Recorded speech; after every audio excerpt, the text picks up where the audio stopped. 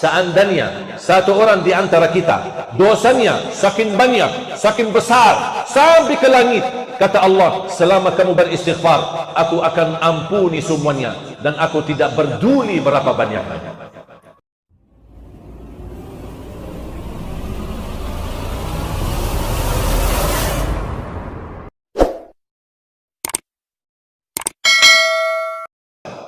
Kita hadiri majlis ilmu, duduk bersama ulama, kita belajar agama, dapat ampunan dosa. Mohon maaf, kita manusia tidak terlepas dari dosa. Berapa kali kita masbuk salat, itu dosa. Berapa kali kita menyakiti orang tua, itu dosa. Berapa kali kita tinggalkan sunnah qabliyah ba'diyah, itu dosa. Berapa banyak. Jadi Bapak Ibu, jangan yang dibayangkan soal dosa adalah zina, riba dan lain sebagainya. Tinggalkan amal salih, itu dosa. Makanya kita harus sering menghadiri majlis ilmu, walaupun sebentar, agar kita dapat diampuni oleh Allah Subhanahu wa taala. Anugerah ampunan ini luar biasa. Semua kita Bapak Ibu butuh ampunan Allah. Apalagi kita sebagai manusia, tidak terlepas dari salah, tidak terlepas dari dosa, tidak terlepas dari kelalaian. Dan makanya kita memohon ampun. Walaupun kita berlaku dosa, selama masih kita beristighfar dan memohon ampun, bakal diampuni Allah. Dosa lagi, istighfar lagi. Dosa lagi, istighfar lagi. Dosa lagi, jangan dibisiki oleh syaitan. Malu kamu, kok dosa istighfar, dosa taubat, dosa taubat, taubat dosa, dosa lagi. Tak jelas. Itu bisikan syaitan. Wajar manusia, dosa, taubat lagi. Dosa lagi, taubat lagi. Selama kamu tidak bosan bertaubat, Allah tidak akan bosan mengampuni dosa. Dan bagi Allah ampunan dosa cepat. Allah tidak butuh lama untuk mengampuni dosa. Beda sama syaitan menggoda kita, butuh proses yang panjang supaya bisa dia menjatuhkan kita dalam dosa dan maksiat. Syaitan kerja keras, pagi, siang, sore, malam, besoknya 3 hari, 4 hari, sampai 1 minggu, baru dia berhasil menjatuhkan kepada perbuatan dosa dan maksiat. Begitu muncul rasa nyesal, ampunan, rasa ingat Allah, rasa malu, ya Allah, mohon ya Allah, maafkan ya Allah, saya terlanjur jatuh dalam dosa, ampunilah ya Allah. Langsung Allah ampuni dosa. Kata syaitan, capek deh, sudah 1 minggu saya kejar orang itu sampai dia berhasil jatuh dosa. Begitu dia mohon ampun, cepat dalam hitungan titik Allah ampuni dosanya.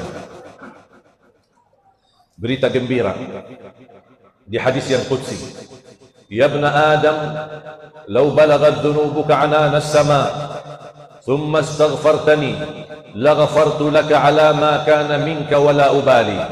Wahai anak Adam, kalau dosa-dosamu sampai ke lapisan langit, sakit banyak. Ini dosa satu orang. Dan menurut saya, kalau dikumpulkan dosa seluruh manusia, tidak bisa sampai ke lapisan langit. Tapi coba bayangkan karunia Allah. Seandainya satu orang di antara kita, dosanya saking banyak, saking besar, sampai ke langit, kata Allah, selama kamu beristighfar, aku akan ampuni semuanya. Dan aku tidak peduli berapa banyaknya. Allah bukan hanya mengampuni, bahkan kata Allah, aku tidak peduli berapa banyaknya. Karunia apalagi dari Allah Subhanahu wa taala. Kemarin ada yang sampai telepon sampai nangis-nangis. Sampai dia tanya, maaf Syekh, kira-kira Allah mau enggak ampuni saya? Saya bilang, kenapa tidak diampuni? Aduh, semua dosa sudah saya lakukan. Semua dosa. Mabuk, narkoba, zina, durhaka sama orang tua, mencuri, semua dosa saya lakukan. Tidak ada dosa yang saya tidak lakukan. Terus, kalau memang semua dosa yang kamu lakukan, mohon ampun. Selesai. Allah masih mau mengampuni saya? Ya pasti. Apa yang membuat kamu berpikir seperti ini? Kata dia, sebenarnya saya malu gara-gara banyak dosa. Saya bilang, Alhamdulillah. Kok Syekh bilang Alhamdulillah? Ya Alhamdulillah karena masih ada rasa malu. Dan rasa malu itu ketika kita berdosa dan maksiat, itu tanda iman. Alhamdulillah iman masih ada. Yang kita khawatir tidak sama sekali ada rasa malu, itulah tanda tidak ada iman. Selama masih ada rasa malu muncul di hati kita, itu syaitan tidak suka, dan syaitan berusaha terus untuk mematikan rasa malu ketika kita berlaku dosa maksiat. Seharusnya senang, berbangga. Masih ada rasa malu, alhamdulillah, masih bisa ingat Allah. Ada orang yang berdosa tidak ada rasa malu, bahkan tidak pernah ingat Allah, bahkan dia berani melawan Allah subhanahu wa ta'ala. Itu kata Rasulullah, orang itu tidak bakal diampuni oleh Allah. Na'udzubillah min dzalik. Makanya Bapak Ibu, jangan membuka syaitan membisiki kita sampai putus asa. Dosa terulang berkali-kali, mohon ampun dan taubat. Terulang lagi, mohon ampun. Dosa besar, dosa kecil, apapun dosanya, apapun bentuknya, jangan membiarkan syaitan membodohi kita. Selama kita tidak putus asa sama Allah, dan selama tidak bosan bertaubat, Allah tidak akan bosan mengampuni dosa.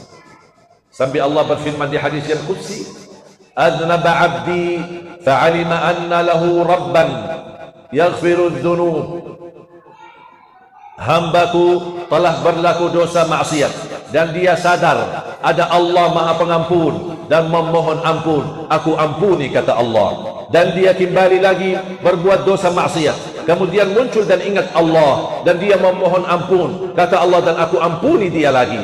Kemudian dia kembali berbuat dosa maksiat dan ingat kepadaku, muncul rasa malu, dan dia minta ampun, aku ampuni lagi.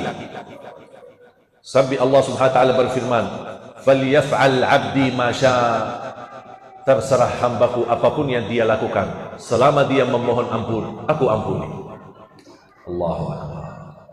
Betapa luas rahmat Allah, betapa luas karunia Allah, betapa besar maghfirat Allah, ampunan Allah subhanahu wa ta'ala. Makanya salah satu yang perlu kita tingkatkan dan kita perhatikan, istighfar, memperhatikan Al-Quran, berbanyak salawat kepada Nabi Muhammad SAW. Dan inti daripada istighfar bukan menghadap dosa maksiat. Dalam beribadah, habis ibadah, istighfar. Assalamualaikum warahmatullahi. Assalamualaikum warahmatullahi. Habis salat kan, ucapannya apa? Astaghfirullah, astaghfirullah. Kenapa istighfar habis salat? Iman salat itu dosa? Salat itu maksiat? Berarti ternyata istighfar bukan hanya untuk dosa maksiat, untuk pula habis beribadah. Kenapa kita beristighfar habis ibadah? Karena kita tahu diri tidak ada yang mampu melakukan ibadah secara sempurna. Makanya istighfar. Ya Allah, mudah-mudahan dengan istighfar kekurangan dalam ibadah kita diampuni oleh Allah subhanahu wa ta'ala. Ternyata istighfar indah. Apalagi doa Nabi Yunus, isinya istighfar, taubat, mengakui kesalahannya, dan tauhid. La ilaha illa anta subhanak inni kuntu minadh dhalimin.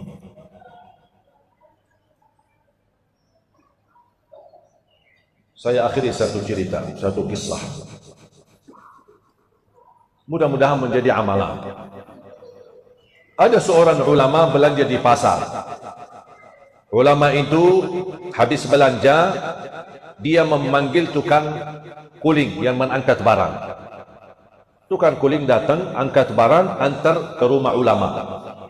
Sepanjang jalan, tukang kuling ini selalu alhamdulillah, astagfirullah, alhamdulillah, astagfirullah, alhamdulillah, astagfirullah. Ulama yang ada di sampingnya penasaran, dan dia tanya sama tukang itu, kok alhamdulillah, astagfirullah terus? Iman kamu tidak bisa yang lain? Apa kata tukang? Alhamdulillah saya hafal Quran 30 juz. Tukang kuling hafal Quran. Kita sudah hafal belum? Hah? Hafal. Qulhu kan? Namanya hafal Quran. Kalau bahasanya hafal Quran, ya. Al-Fatihah, Qulhu, 3 qul. 3. Saya pernah dengar satu ustaz berceramah menyampaikan kepada jamaah. Itu ceritanya di awal-awal saya masih belum begitu lancar bahasa Indonesia. 2008 belum bisa bahasa Indonesia. 2009 baru belajar kalimat bagus. Ketemu orang, bagus. Sudah makan? Bagus. Mau kemana? Bagus. Saya tidak tahu. Karena kata teman saya, ketemu siapa saya bilang aja bagus. Mau kemana? Bagus. Itu aja saya jawab. Alhamdulillah 2010 mulai sedikit-sedikit bisa berbahasa Indonesia. Saya ingat awal kalimat yang saya belajar, apa kabar, bagus, mau kemana, aku cinta kepadamu. Salah satu, saya pernah ikuti ceramah, menghadiri ceramah seorang ustaz, dan di dalam ceramahnya dia menyampaikan amalan kepada jamaah untuk jaga 3 kul. 3 kul? Apa 3 kul? Di dalam Al-Quran, saya orang hafal Quran, tidak ada surah namanya 3 kul. Penasaran, sambil saya ambil Quran, saya buka, mana ada 3 kul? Nama surah 3 kul, Al-Fatihah, Al-Baqarah, Al-Imran, Al-Nisa. Tidak ada 3 kul. Nanti saya mau tanya Ustaz, itu aja. Habis selesai beliau, kita jalan pulang. Ustaz, mohon maaf, saya boleh tanya, agak sedikit penasaran. Antum tadi di dalam tausiah menyampaikan amalan kepada jamaah 3 kul. Apa itu 3 kul? Qul huwallahu ahad, qul a'udzu birabbil falaq, qul a'udzu birabbin nas. Astagfirullahaladzim. Kenapa dibilang 3 kul? Kita biasa di Indonesia singkat.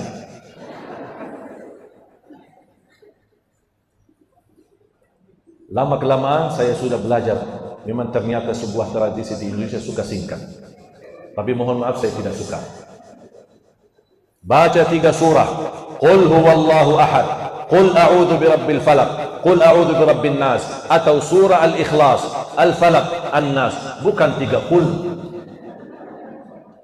Mempengaruhi singkat, semua serba singkat.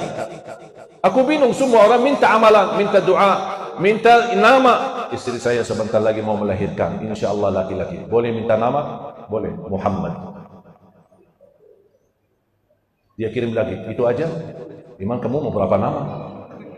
Oh, kami biasa 3 nama. Boleh. Muhammad Abdullah Hafiz, orang yang terpuji dan hamba Allah, mudah-mudahan menjadi penghafal Al-Quran. Habis ada acara akikah, beliau undang saya hadir.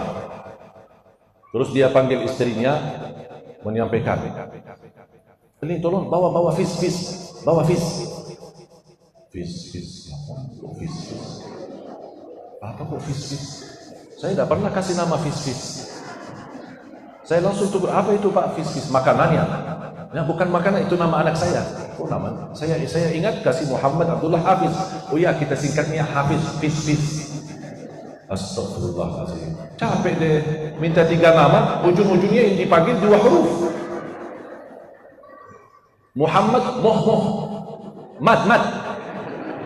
Abdullah, dulah. Abdul Karim, rim. Abdul Razak, zak. Astagfirullahaladzim. Tidak boleh. Apalagi terkait Asmaul Husna, harus hormati nama Allah. Abdul Karim, panggilannya Abdul Karim. Abdullah, panggilannya Abdullah. Beda kalau saya nama Gus boleh. Tapi kalau nama Allah jangan dipermainkan. Asmaul Husna harus dihormati, dan Asmaul Husna barakah, indah, doa. Masa singkat doa? Terus kalau mau sebut kata surga, nah. Apa itu nah? Jannah. Wala haula wala quwwata illa billah. Jadi mohon maaf, jangan semua serba singkat. Nama seperti doa, nama Asmaul Husna, tolong dijaga. Beda sama hal-hal biasa sehari-hari, ada singkat kata-kata sini, tidak apa-apa. Secara tertulis, apa kabar, dituliskan singkatnya KPR gitu, misalnya bar gitu. Jadi tidak apa-apa hal-hal yang, tapi kalau Asmaul Husna jangan disingkatkan. Malu kita sama Allah. Kalau memang mau dari awal niatnya mau singkatkan namanya, kenapa disuruh sama ustaz ulama minta 3 nama? Capek-capek 3 nama.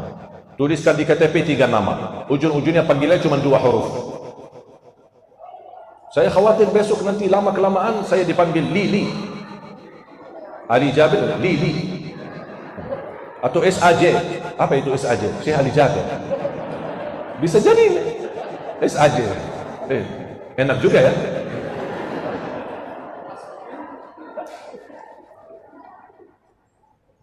Jadi mohon tolong diperhatikan. Kembali kepada kisah tadi, alhamdulillah, astagfirullah. Alhamdulillah, astagfirullah. Kata ulama itu, kenapa kamu ulangi lagi sedangkan kamu hafal Quran? Kan bisa aja baca Quran, ayat-ayat mana. Apa kata beliau? Kita sebagai manusia hidup di antara nikmat dan dosa. Kita hidup sehari-hari antara nikmat dan dosa. Nikmat wajib disyukuri, dosa wajib memohon ampun. Makanya saya selalu alhamdulillah. Barangkali sering saya ucapkan alhamdulillah, mudah-mudahan saya bisa menyempurnakan syukur nikmat. Saya selalu ucapkan istighfar, mudah-mudahan Allah ampuni semua kesalahanku. Makanya saya selalu ucapkan alhamdulillah, astagfirullah. Kata ulama itu, tukang kuling jauh lebih berilmu daripada saya, kata dia. Ini jadi amalan. Ulang, alhamdulillah, astagfirullah. Saat anda ucapkan alhamdulillah, ingat betapa banyak nikmat yang Allah berikan kepada kita. Dan astagfirullah, kita ingat berapa banyak dosa yang Allah tutupi dan menyembunyikan, tidak ada yang tahu. Makanya kita selalu memohon ampun. Mudah-mudahan dengan ucapan alhamdulillah kita mendapatkan disempurnakan syukur kita, dan dengan kita mengucapkan istighfar, mudah-mudahan diampuni segala dosa kita. Kira-kira sederhana amalannya, bisa kita amalkan sepanjangnya. Alhamdulillah, astagfirullah, alhamdulillah, astagfirullah, alhamdulillah, astagfirullah. Walaupun lagi main handphone, alhamdulillah. Ibu-ibu lagi masak, alhamdulillah, astagfirullah, alhamdulillah, astagfirullah. Tidak apa-apa, sambil masak sambil lidahnya terus. Mudah-mudahan kita menjadi hamba yang bersyukur dan hamba yang selalu diampuni oleh Allah atas segala kekurangan dan kesalahan. Amin ya rabbal alamin.